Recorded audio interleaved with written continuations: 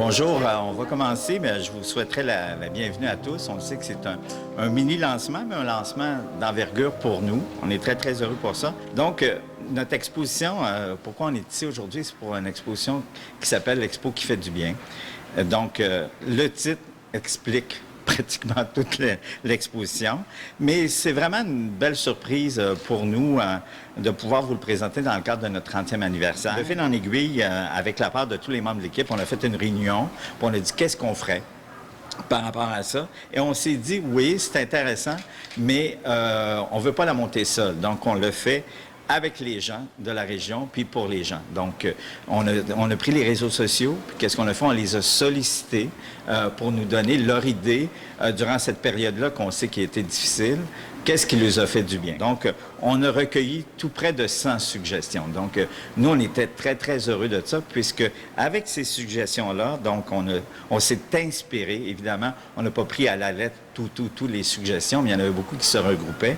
Donc, on s'est inspiré de leur idée, puis à l'aide de nos artefacts, de nos réserves, on vous propose cette exposition-là qui se veut, on le souhaite, un gros câlin réconfortant. On le souhaite vraiment. Et sans plus tarder, je vous demanderai à un de nos partenaires, le président de Click Photo qui est avec nous, Donald Lavoie, qui nous avait appelé, quand il a vu qu'on l'avait sollicité sur Facebook, les réseaux sociaux, il nous a appelé et il nous a proposé de s'intégrer à l'exposition. Donc, je lui demanderai qu'il nous explique un peu quelle était son idée puis comment on a intégré les éléments de Click Photo.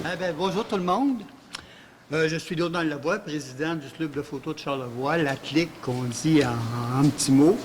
On est 54 membres dans le club de photo. L'année passée, on a fêté notre 20e anniversaire. Et notre groupe de photographes s'est amusé pendant le confinement en prenant en photo 85 familles sur le perron de leur maison, de Petite-Rivière-Saint-François jusqu'à Baie-Sainte-Catherine. Ces photographies ont immortalisé des moments uniques et précieux qui demeurent une trace dans l'histoire, tant pour nous que les générations futures.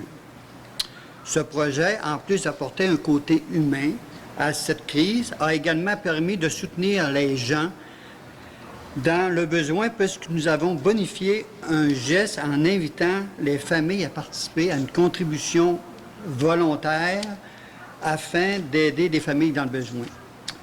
L'entière somme des montants recueillis fut remise à 2 organisations communautaires de notre Grand Charlevoix, soit Pro Santé de Baie-Saint-Paul et les services d'aide communautaire de Charlevoix-Est de la Malbaie.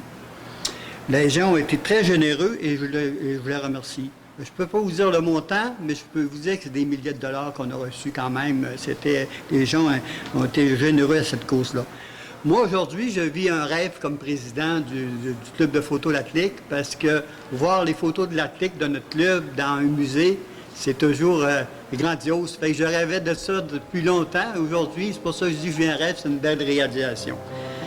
Puis, je vous souhaite à vous tous de vivre cette belle exposition qui fait du bien. Fait que merci Sylvain, c'était super de nous accueillir.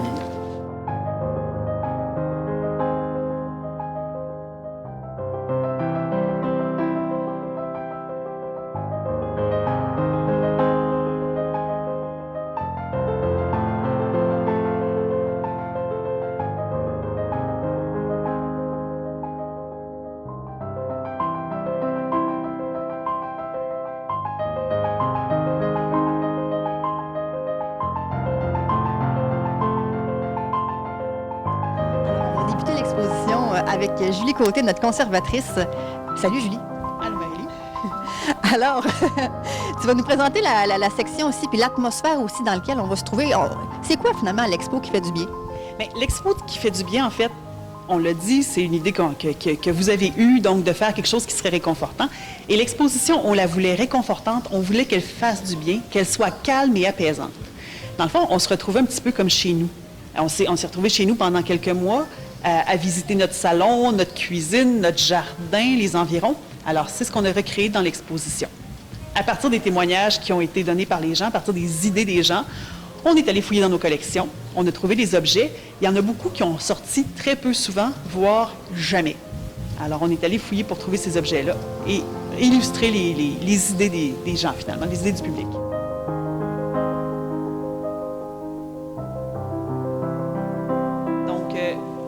témoignages qu'on a eus, il y a beaucoup de gens qui ont écouté de la musique, qui en ont joué, qui se sont remis à jouer des instruments, qui ont essayé d'en jouer. Il y en a qui ont chanté aussi, seuls, en famille. Alors, on a décidé de recréer cette ambiance-là. Donc, ici, vous avez le piano. Je vous invite à ne pas en jouer, s'il vous plaît. S'il vous plaît, on n'en jouera pas. Mais donc, vous avez un piano qui rappelle cette histoire-là. On a des boîtes à musique, on a quelques disques qui pourraient rappeler ce que vous avez écouté.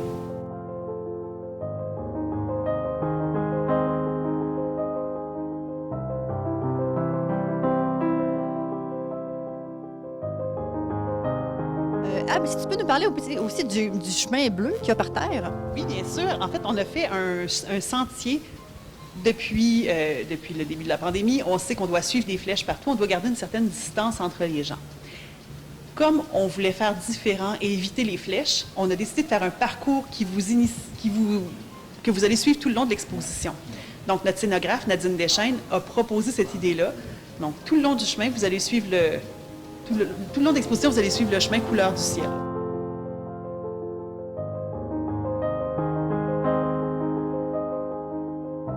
Il y a des gens aussi qui ont dit que ça leur avait fait du bien de relire des vieilles cartes, des cartes postales, des cartes de souhait, de lire tout simplement, d'écouter la télévision, d'écouter la radio. Alors ici, c'est notre petit coin réconfort, notre coin lecture, notre coin écriture qui est juste un petit peu plus loin.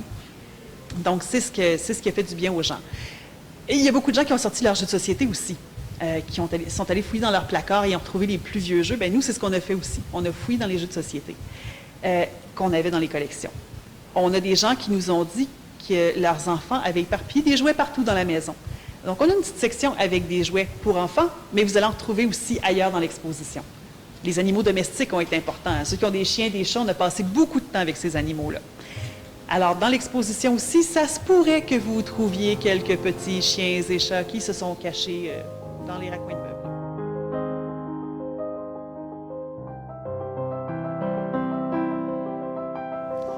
Alors, maintenant, on est rendu à la section avec Élie Bédard, qui est ma sœur cosmique, qui a eu entre autres la belle idée de cette exposition-là. Élie, c'est elle qui a fait le graphisme de toute l'exposition, le lettrage, l'affiche, et c'est elle qui va nous présenter la section ici de l'exposition. Alors, Élie, où est-ce qu'on est, puis qu'est-ce qu'on voit? Bien, présentement, on est dans la section un peu cuisine. Donc, c'est sûr que les gens nous ont beaucoup parlé que c'était très réconfortant de cuisiner, de faire son pain ou d'apprendre à faire son pain. Donc, on voit beaucoup de tableaux juste ici. D'œuvres d'art, de famille qui reprennent possession de leur cuisine et qui se réapproprient un peu leur cuisine et d'apprendre des nouvelles recettes, etc. Donc, il y a une huche à pain ici aussi.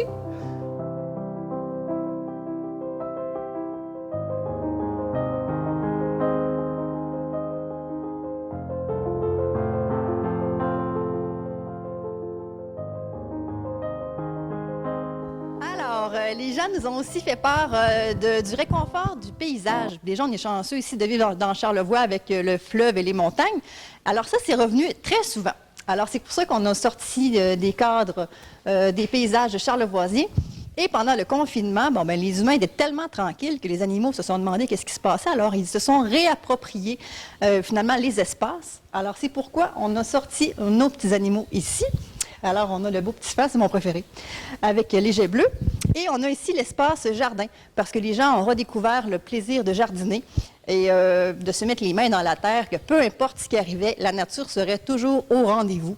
Alors, on a l'espace jardin. Alors, maintenant, on est dans l'espace loisirs, chasse et pêche, parce que c'est ce qui est revenu souvent. C'est la pêche, la randonnée en forêt, les sports, même si, en fait, il n'y avait pas nécessairement de sport pendant le confinement parce qu'on écoutait le hockey en rediffusion de Canadien Nordique à RDS. Mais c'est revenu quand même comme de quoi que c'était un élément qui était réconfortant chez les gens. Donc, on a fait le petit îlot ici qui représentait les loisirs et la chasse et la pêche. Alors maintenant, on est rendu à l'îlot dynamique. Cet îlot-là va changer environ au mois et demi. On a ciblé des groupes précis, puis on les a questionnés à savoir qu'est-ce qui les réconfortait. Pour le premier mois, ça va être les anges gardiens qui va être exposé. Alors, on a appelé les CHSLD de la région, les résidences des bâtisseurs de la Malbaie, les hôpitaux et tout, et on leur a demandé qu'est-ce qui les réconfortait. Entre autres, ce qui a réconforté nos anges gardiens, c'est le café qui les a aidés à garder le cap Alors, on a pu mettre une vieille cafetière avec un vieux moulin à café juste à côté. Et ce qui les a réconfortés aussi, c'est de pouvoir appeler les familles pendant le confinement pour donner des nouvelles de nos aînés. Ce qui est très bien aussi dans cet îlot-là, c'est que les anges gardiens ont pris le temps de nous écrire un magnifique texte sur ce qu'ils ont vécu pendant le confinement. On l'a affiché ici et je vous invite à aller le lire. Il est vraiment touchant. Ensuite, on a mis une peinture de Blanche Bolduc et quand vous viendrez voir, soyez attentifs. Je ne veux pas nécessairement vous voler le punch, mais il y a un petit élément ici, un petit clin d'œil qui est vraiment pas voulu. Et quand vous allez le voir, là, en tout cas, je ne vais pas vous en dire plus, mais vous le regarderez puis vous comprendrez peut-être. Alors, dans 1 mois et demi, ce sera les restaurateurs qui vont venir ici. Ensuite, on va avoir les politiciens, les hôteliers, les commerçants et les artistes. Alors, chacun auront leur espace. Donc, vous allez pouvoir venir voir l'exposition ici plusieurs fois durant l'année et vous ne verrez pas la même chose.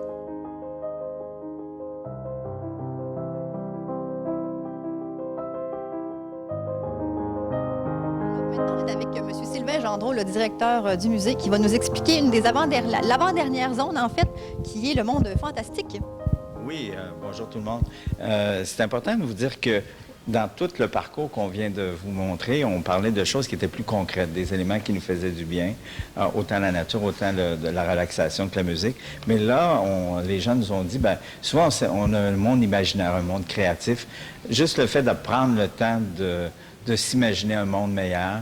Et c'était les éléments qu'on a voulu transposer ici, avec l'art populaire qui est très, très important au niveau du musée. Et on a trouvé les pièces qui étaient les plus joyeuses, parce que quand on parle d'un monde imaginaire, il y a un monde aussi créatif, mais le rire est important. Donc, à ce moment-là, vous allez voir nos petits animaux qui sont plus que riants. Je pense qu'ils nous apportent du bonheur lorsqu'on les regarde. Et souvent, les gens se sont fait un monde à eux, et c'est important de le souligner qu'au-delà des éléments qui sont très concrets, entre nous, on peut se faire du bien.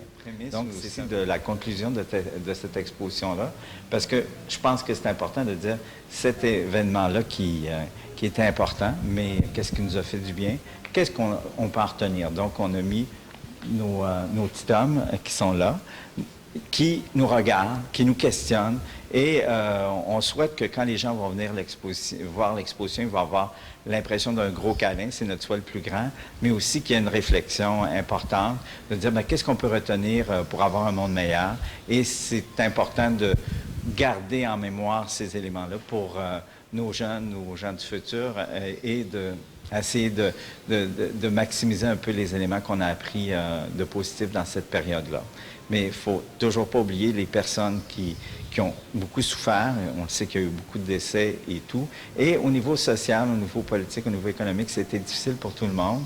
Donc, c'est à la mémoire des gens qui ont travaillé fort, évidemment, au niveau de la solidarité, mais en mémoire de ceux qui ont eu beaucoup, beaucoup de difficultés et même les gens qui sont décédés.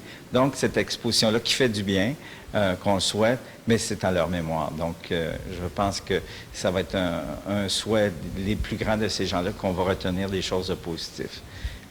En terminant, je vous dirais aussi que cette exposition-là, on vous a donné une opportunité de le voir en rafale. On vous invite vraiment à venir nous rencontrer, de venir la voir, et vous allez découvrir des éléments de notre collection qui ont été peu utilisés, et vous allez avoir des œuvres de grands talents, de grands artisans, de grands artistes de la région de Charlevoix. Donc, c'est un parcours qui fait du bien, mais qui nous permet aussi d'aller plus loin dans l'art populaire et dans l'histoire de Charlevoix. Donc, merci. Maintenant, tu aurais peut-être des petits remerciements à faire par rapport à l'exposition. Bien sûr. En fait, cette exposition-là, elle s'est réalisée d'abord grâce à toute l'équipe du musée. On va penser à M. Sylvain Gendreau, qui est notre directeur, à Élie Bédard, qui est notre graphiste, à toi, Marie-Lie, qui est aux communications et à la médiation culturelle, Nadine Deschaines, qui a fait, entre autres choses, la scénographie, et moi. Donc, on a travaillé tout ensemble là-dessus pour sortir les idées. Mais je pense aussi à l'équipe de montage. Donc, Nadine, qui a fait la scénographie, qui a fait tout le design d'expo, qui a fait la menuiserie, donc toutes les constructions, c'est Nadine Deschaines, et je veux la remercier énormément pour tout ce qu'elle a fait. Jacques Hudon, qui est notre technicien des collections, qui m'a aidé des fois à aller chercher des petits objets qu'on avait pu oublier, des petits détails, qui a travaillé très fort au montage, qui a fait qu'il y a des objets qui ont l'air de flotter à certains endroits. C'est le travail de Jacques. L'éclairage aussi, c'est son travail. Alors, merci énormément à Jacques. René et Pierre Bouchard, René Bouchard n'a pas pu être là longtemps, mais il a travaillé beaucoup à l'accrochage des tableaux. Il a peinturé le plancher à la grandeur. Son frère Pierre, même chose, a travaillé beaucoup à la peinture, au montage, démontage de l'ancienne exposition aussi. Alors, un gros merci à Pierre. Puis j'oublie aussi Michel-Antoine Castonguay, qui a fait une petite ambiance sonore qu'on va percevoir tout au long de la visite. Et ça, c'est grâce à Michel-Antoine. Un coup de cœur, le son, hein? Clairement, ça fait du bien. Ça fait du bien.